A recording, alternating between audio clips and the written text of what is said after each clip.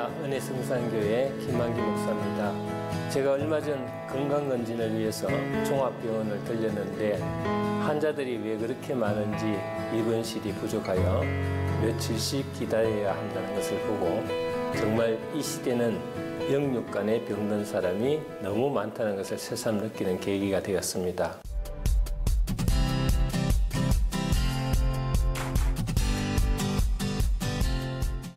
현대인의 위기는 그것뿐만 아니죠. 정치적 위기와 경제적인 위기, 사상적 위기 등 삶의 문제도 산재되어 있어서 한마디로 삶의 위기를 맞이하고 있는 현실이라고 할 수 있겠습니다. 병원에 가면은 현대화된 과학적 방법으로 진단을 합니다.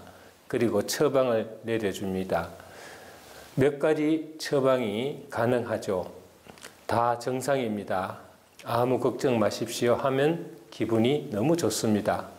이번에 건강검진 결과 이런 일을 들은 저는 병원 갈 때와 올 때의 발걸음이 달랐습니다. 또 하나는 무슨 병이니 빨리 입원하고 수술을 받아야 하겠습니다. 이 경우는 하늘이 내려앉고 땅이 꺼지는 절망감에 빠집니다.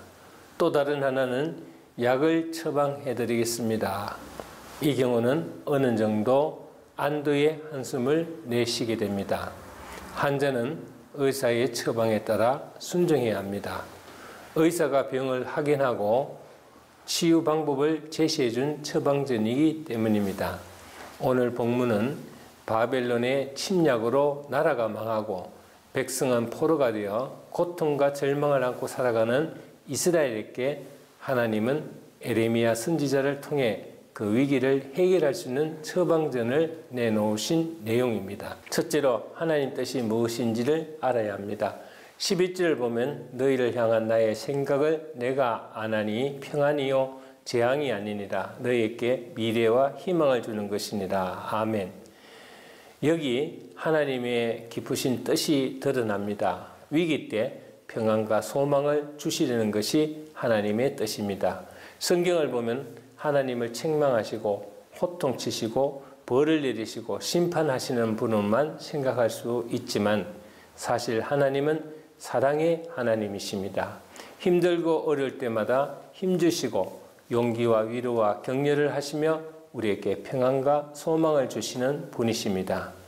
이 부분을 부모 입장에서 생각해 보면 내 자식이 잘못을 저질렀다고 하여도 처음부터 매를 드는 부모는 아마 없을 것입니다. 타이르고 설득하고 경고하고 야단을 칩니다. 그래도 잘못을 뉘우치지 않으면 그때 가서 매를 들게 됩니다. 그러나 요즘은 세상이 달라져 자식 교육도 함부로 할 수 없는 세대가 되어버린 것 같습니다.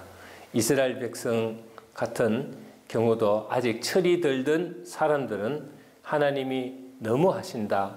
우리를 이렇게 버려두고 왜 매를 드는지 모르겠다는 식으로 대들고 항변하는 무리들이 있었고 포로 생활 중에도 하나님께 기도하며 하나님 감사합니다.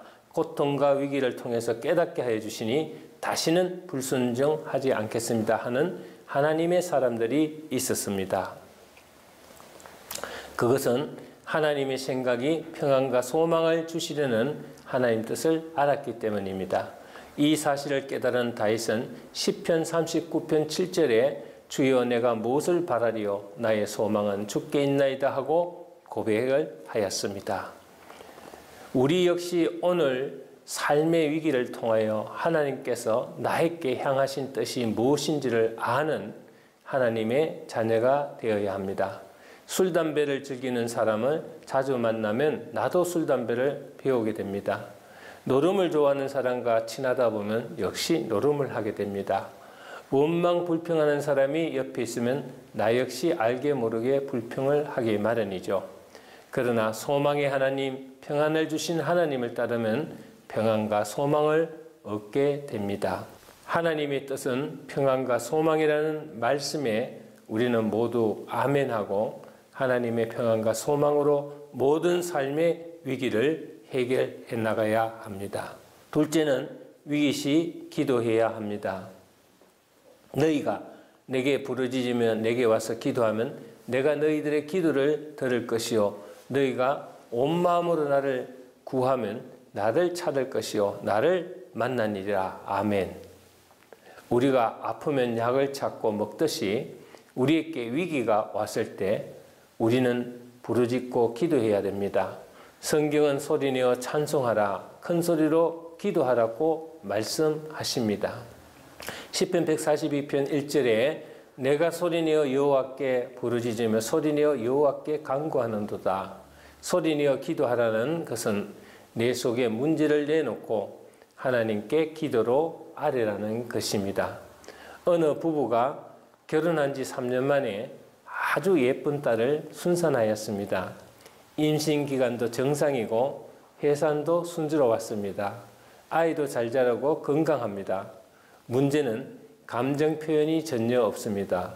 엄마 아빠가 아이 앞에서 온갖 재롱을 다 떨어도 웃는 법이 없습니다. 호통을 쳐도 얼굴 색깔이 하나도 변하지 않습니다. 우유를 주지 않아도 보채는 법이 없습니다. 대소변 후에도 울지를 않습니다. 나중에 병원에서 나온 결과는 내성마비라는 것입니다. 만일 내가 키우는 자식이 그런 상태라면 걱정이 안 될까요? 하나님은 우리가 정상적인 자녀로 크는 것을 원하십니다. 영혼도, 정신도, 감정도, 정서도, 육체도 정상이길 원하십니다. 고통과 아픔이 있음에도 하나님을 찾지 않는 사람은 영적 내성마비 상태라고 할 수가 있겠습니다. 마모된 감정을 되살리고 잃어버린 영혼의 감동을 회복합시다. 사라져버린 기도의 감격과 찬송의 감동을 되찾읍시다. 그러면 하나님이 우리를 만나 주실 것입니다. 본문 13절에 너희가 전심으로 나를 찾고 찾으면 나를 만나리라고 했습니다.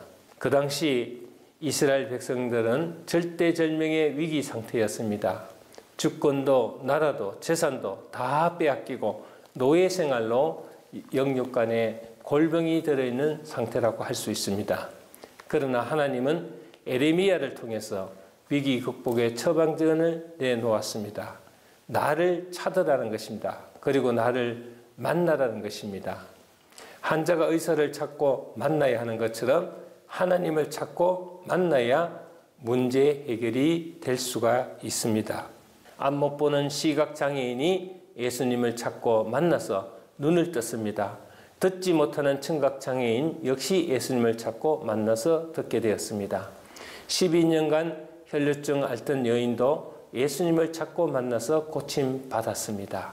38년 된 병자도 예수님을 찾은 후 건강을 되찾았습니다. 죽은 사람도 예수님을 만나면 살아났습니다. 내가 어떤 문제와 위기 가운데 있는가가 문제인 것이 아니라 하나님을 찾고 만나지 못했느냐가 문제입니다. 위기를 극복하고 문제를 해결하는 길은 먼 데 있지 않습니다. 시편 37편 5절 말씀에 너희 길을 여호와께 맡기라. 저를 의지하면 저가 이루시고라고 했습니다. 삶의 문제와 위기는 누구에게나 있습니다. 그러나 해결의 방법은 누구에게나 있는 것은 아닙니다. 하나님을 찾고 부르는 자, 하나님을 신뢰하고 믿는 자, 하나님께 모든 것을 맡기고 기도하는 사람들에게 주어지는 은혜라고 할 수 있습니다. 위기 때문에 고민하지 말고 하나님을 찾고 하나님을 만나는 길에 최선을 다합시다. 그 길은 바로 기도입니다. 절망을 희망으로, 실패를 성공으로, 저주를 축복으로 바꿔주실 하나님께 감사합시다. 삶의 위기를 기회로 전환하는 여러분이 되시길 주의 이름으로 축원합니다. 감사합니다.